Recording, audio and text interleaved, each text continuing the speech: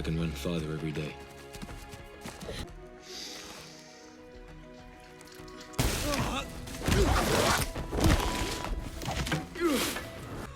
That is Sahelu. And this deep connection the people have to the forest. Jake Sully is a disabled former Marine living a dull life back in the States. His days are mostly spent regretting his past decisions, getting into pointless brawls at bars, Hope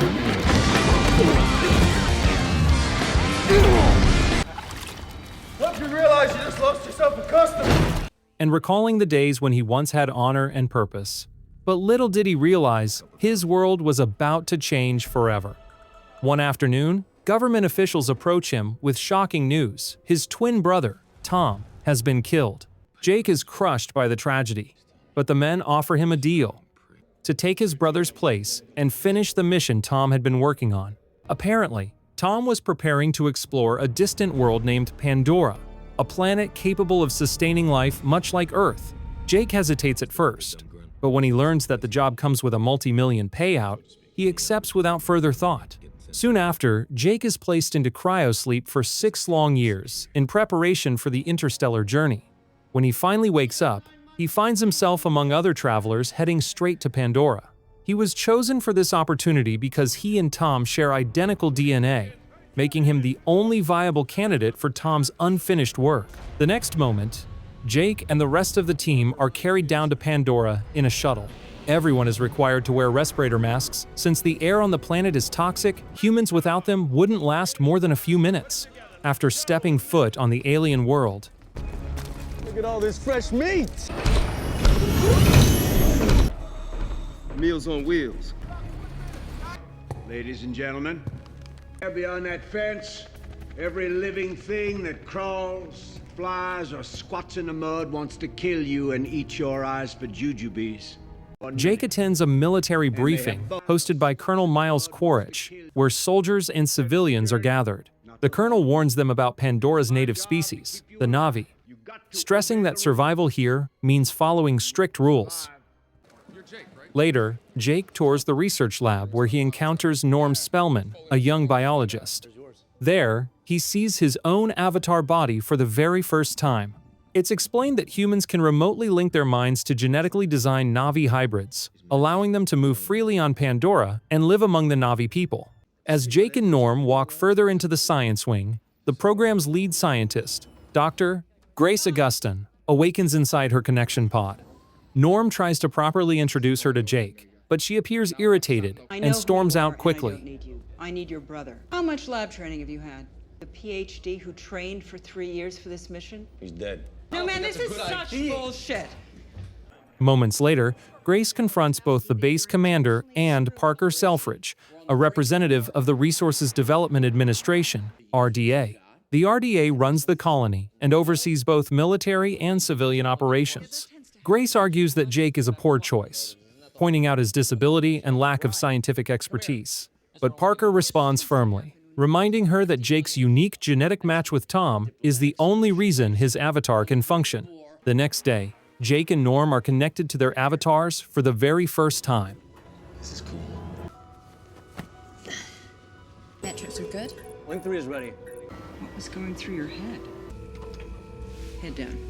I guess the darkest part of my little life. I have the first congruency. Go figure. Phase lock 40%. Link is stable. Jake's avatar body wakes up in a different room, and to his amazement, he can move his legs again. Overcome with joy, he ignores the doctor's warnings and dashes into the recreation area, where other avatars are running, playing, and enjoying their new bodies.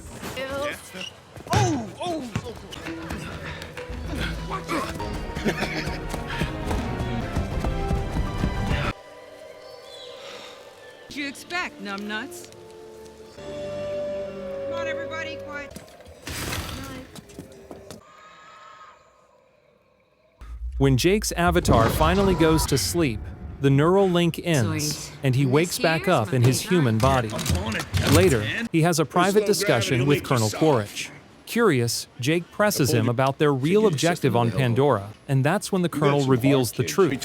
Apparently, Pandora contains a highly precious mineral known as unobtainium, valued at billions back on Earth. The richest and largest reserves of unobtainium lie directly beneath the settlement where the Na'vi live. But since the Na'vi would never allow humans to seize their sacred land, Jake must find a way to persuade them to relocate. The Colonel explains that Jake has 3 months to fully earn the trust of the Na'vi and convince them to abandon their home. If he succeeds, Jake will be rewarded with brand new legs.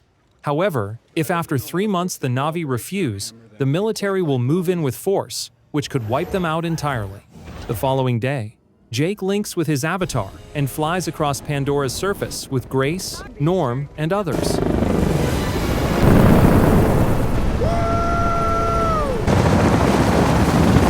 They soon land in a lush area to collect plant samples.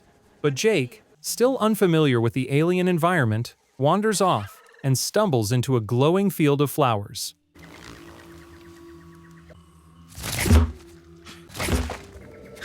Suddenly, a deadly predator called a Thanator, resembling a massive panther, ambushes him and forces him away from his group.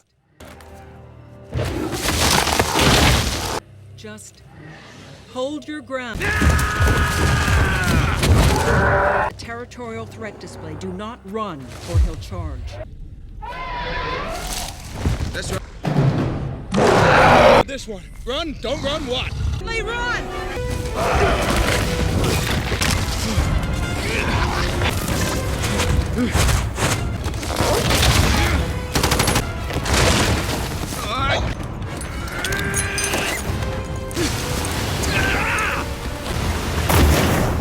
In a desperate attempt to survive, Jake dives off a waterfall, leaving the beast snarling above.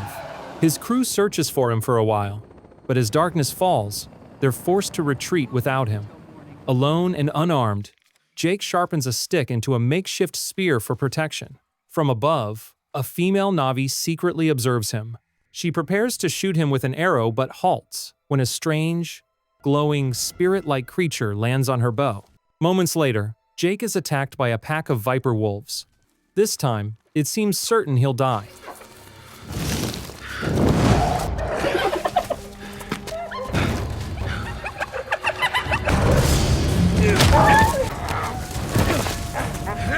But the female Na'vi rushes to his aid, fighting off the predators. Even after saving him, she is irritated and tells Jake to return to where he belongs. As she turns to leave, Jake follows and pleads with her to teach him how to survive. At first, the Na'vi woman refuses, but when more glowing entities from earlier land upon Jake's body, she changes her mind and leads him to her tribe, the Omatikaya.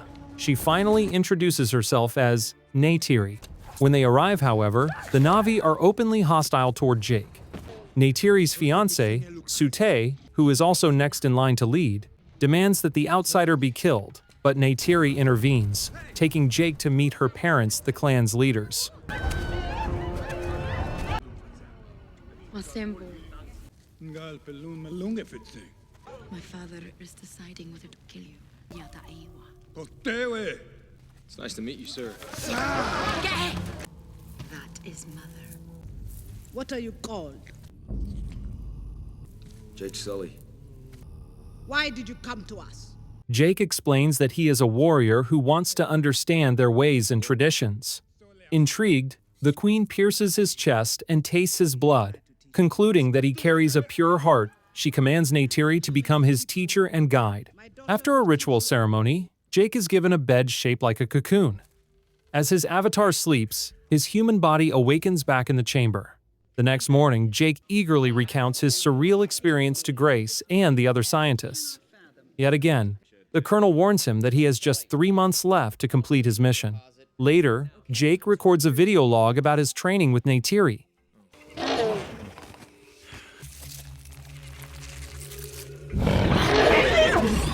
Forward.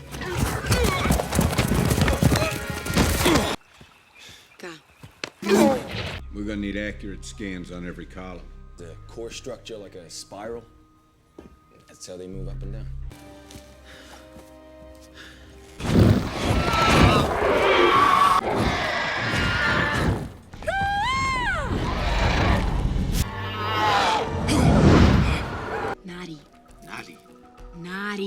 scown.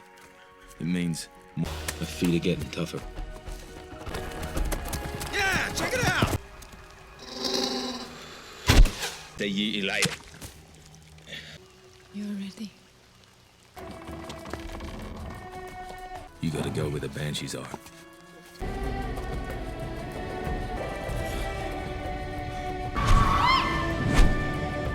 One day, she instructs him to bond with a creature called a scown, a flying beast used for riding.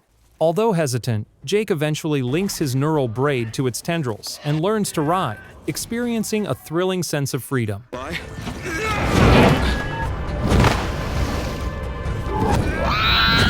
Shut up and fly straight! Meanwhile, in human form, Jake reports to the Colonel and Parker about Neytiri, the massive dwelling of the Na'vi and the huge unobtainium deposit hidden beneath it. The Colonel immediately sees a chance to destroy it, but Jake pleads for time to negotiate with the Na'vi peacefully. Grace, realizing Jake is being exploited, transfers him to the Hallelujah Mountains, a breathtaking region of floating islands sacred to the Na'vi. Unlike the RDA, Grace's sole interest is researching Pandora's biology, not its resources. One day, while Jake and Neytiri soar through the skies on their scouts, they are suddenly attacked by a Toruk, a colossal, brightly colored flying beast feared by all.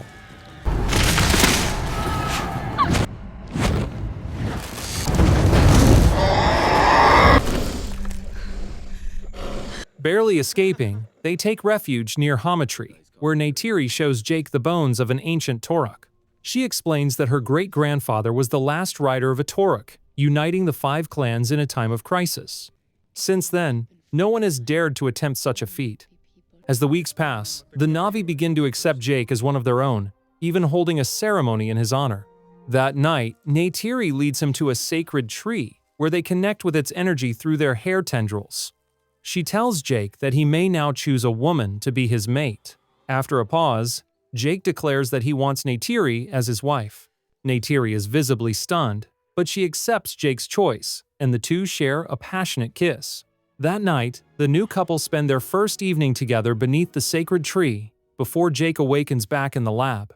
The next morning, Neytiri notices trees collapsing and spots bulldozers tearing apart the forest. She quickly realizes an assault has begun and desperately tries to pull Jake out of danger. Meanwhile, back at the outpost, Jake prepares to reconnect with his avatar. Once revived, he climbs onto one of the machines and tries to disable it.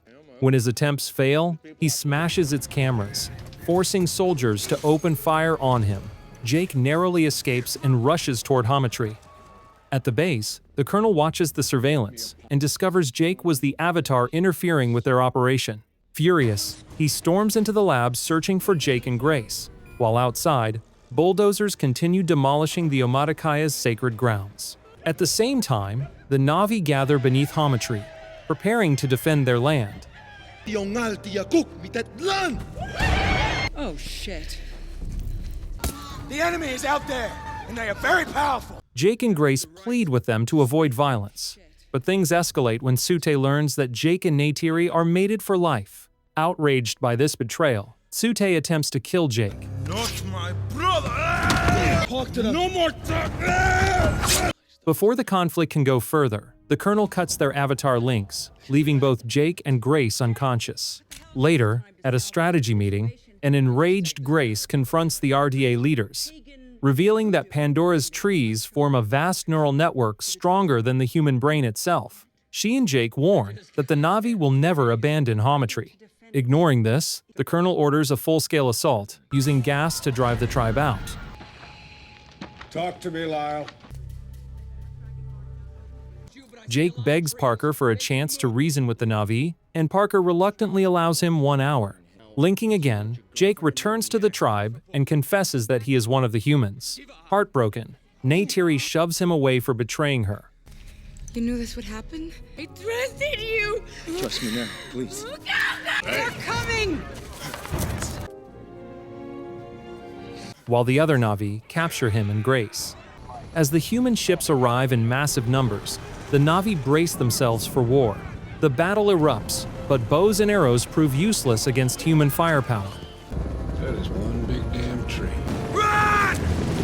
The fire. Firing.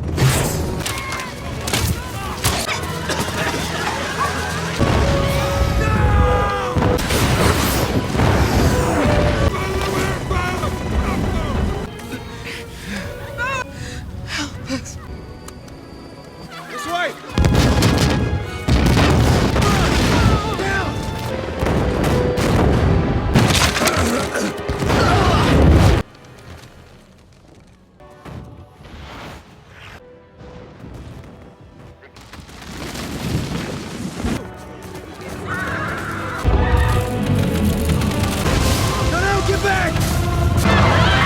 Explosives devastate Neytiri, killing many Na'vi in the destruction.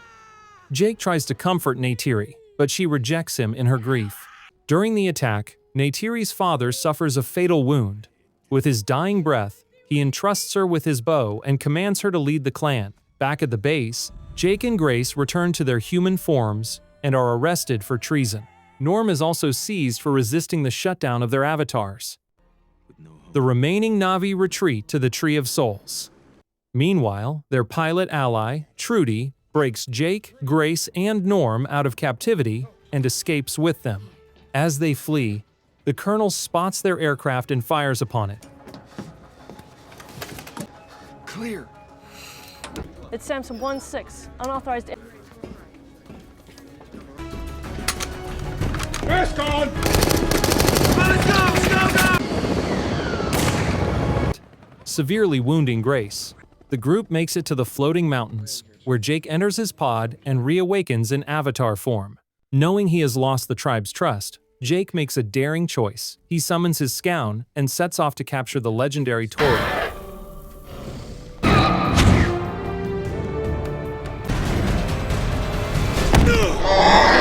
Approaching it from above, Jake leaps onto the massive beast and successfully bonds with it. A feat few would even attempt. Later, during a ritual at the Tree of Souls, Jake arrives riding the Toruk, shocking the Na'vi, who now honor him as their leader. He asks Sute to fight alongside him against the humans, and Sute agrees. With the clan now united, Jake desperately tries to save Grace with the Queen's help. Despite their efforts, Grace dies from her wounds, leaving Jake devastated but more determined than ever.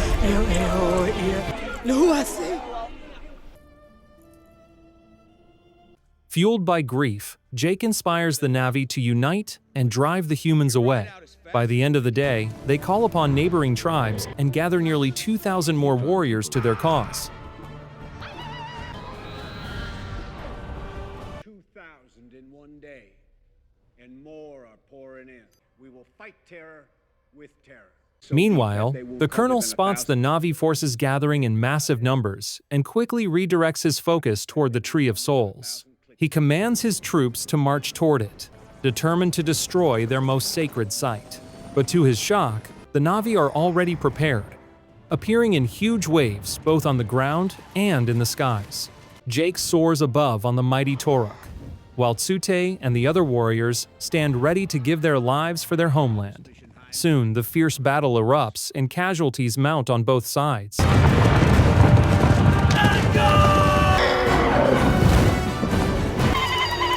Brother, I'm gonna punch a hole. You follow me through.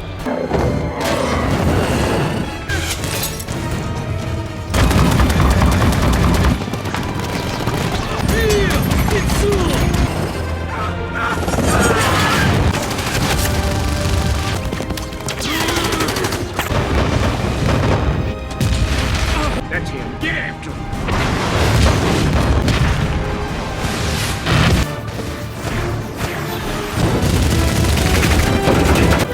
Oops. Right there!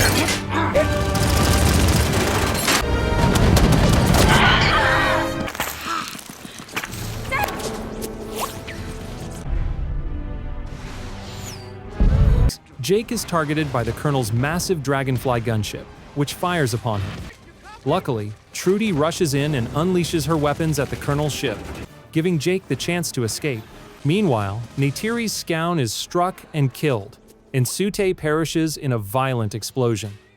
From the ground, Neytiri witnesses the destruction and is overcome with fear.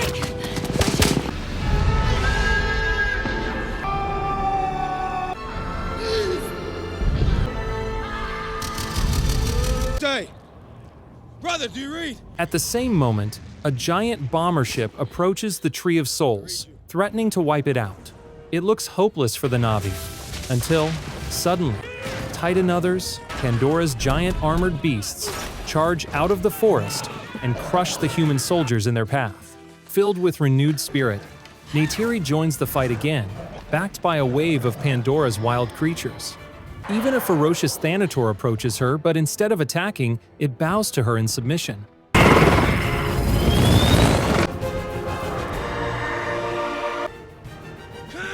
As human ground troops scatter in panic, Jake flies his Toruk high into the sky and intercepts the bomber. He hurls grenades onto it, causing the massive craft to crash far from the Tree of Souls.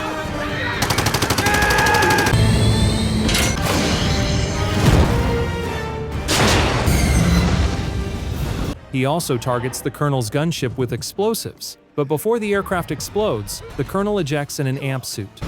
Mask on! Brace it!